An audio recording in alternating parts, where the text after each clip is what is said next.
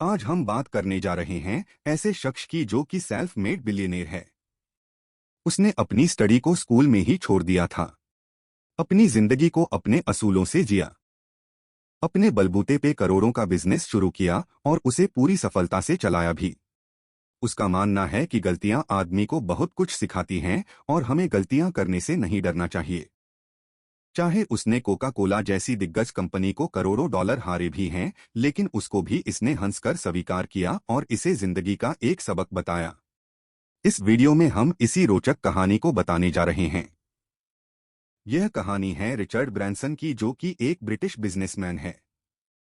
80 और 90 के दशक में उसका बिजनेस पूरे जोबन पर था। वह जिस भी बिजनेस में हाथ डालता था उसे चोटी पर ले जाता था, मानो जैसे उसमें गोल्डन टच हो। उसके विशाल साम्राज्य का नाम द वर्जिन एम्पायर था और उसमें 250 से ज्यादा बिजनेस थे, जैसे कि virgin airlines, virgin credit card, virgin music, virgin publications, virgin insurance इत्यादि। कोका कोला से उसकी बिजनेस लड़ाई की शुरुआत होती है 1994 में, जब एक महत्वाकांक्षी सोडा निर्माता ने ब्रैंसन को अपने स्वयं के मिश्रण का टेस्ट करवाया। ब्रैंसन को घर का बना नुस्खा सबसे अच्छा लगा। उसके अनुसार इसका स्वाद कोक और पेप्सी के बीच का था। इसके बाद ब्रैंसन ने अपने बच्चे के स्कूल में वही स्वाद का परीक्षण करवाया। ब्रैंसन के अनुसार बच्चे उससे बहुत प्यार करते थे, जो कोक और पेप्सी नहीं था। इसलिए उसने वर्जिन कोला लॉन्च करने का फैसला किया। वर्जिन कोला को सबसे पहले इंग्लैंड की मार्केट में उतारा गया। उस समय में रिचर्ड ब्रैंसन का ऐसा क्रिज्मा था कि वह वहां की मार्केट में रातों रात हिट हो गया। रिचर्ड बताता है कि उसके चेहरे पर बहुत दिन तक मुस्कान रहती थी। वह सोचता था कि कोका कोला एक बहुत बड़ी कंपनी है, अगर हम इसे पछाड़ सकते हैं तो यह बहुत मजे की बात होगी। उसके बाद अब बारी थी इसे दुनिया की सबसे बड़ी मार्केट यानी अमेरिका में लॉन्च करने की। इसके लॉन्च में बहुत खास ध्यान देने की जरूरत थी, क्योंकि यहाँ पर सारी दुनिया की नजर थी और यह बात रिचर्ड से बेहतर कौन जानता था। इसका लॉन्च शानो शौकत के साथ किया गया था, जो पूरी दुनिया के मीडिया का ध्यान वर्जिन कोले की तरफ जाए। इसमें रिचर्ड ने एक टैंक को पूरे न्यूयॉर्क शहर में घुमाया और उसी टैंक के साथ शहर के मुख्य चौक टाइम्स स्क्वायर में इसके साथ कोका कोला के सैकड़े कैनों को कुचल दिया।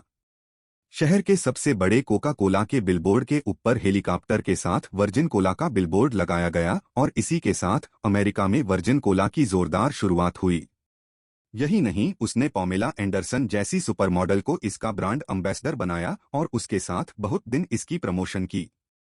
ब्रैंसन के अनुसार उसने यहां भी जल्द ही कोक और पेप्सी को आउटसोल्ड करना शुरू कर दिया।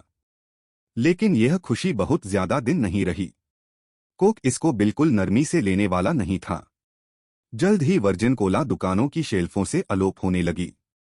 ब्रैंसन के अनुसार यह इसलिए नहीं था कि ग्राहक इससे खरीद नहीं रहे थे, बल्कि इसलिए था क्योंकि इसके कंपीटीटर इसे कमजोर करने के लिए किसी भी हद तक जाने को तैयार थे। ब्रैंसन कहते हैं कि कोक बड़े रिटेलर्स के पास गया और उन्हें ऐसे प्रस्ताव दिए जिन्हें वे मना नहीं कर सकते थे। यह एक बहुत ही सिस्टमेटिक घुटने टिका देने वाला काम था।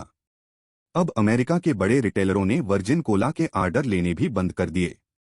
थोड़े दिनों के बाद बस बांग्लादेश ही एक ऐसा देश बचा था यहां पर यह उपलब्ध था। मजबूरन अब उनको यह कंपनी बंद करनी पड़ी, जिसमें रिचर्ड ब्रैंसन को करोड़ों डॉलर का नुकसान उठाना पड़ा। खुद इस कहानी को इंटरव्यू में बताते हुए रिचर्ड ब्रैंसन बताते हैं कि यह कोक के साथ उनको कंपटीशन नहीं करना चाहिए था।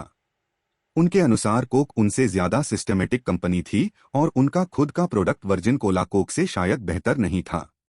मगर वह रिस्क लेने से नहीं डरते और हार को जिंदगी का एक हिस्सा बताते हैं। तो यह थी रिचर्ड ब्रैंसन की कहानी।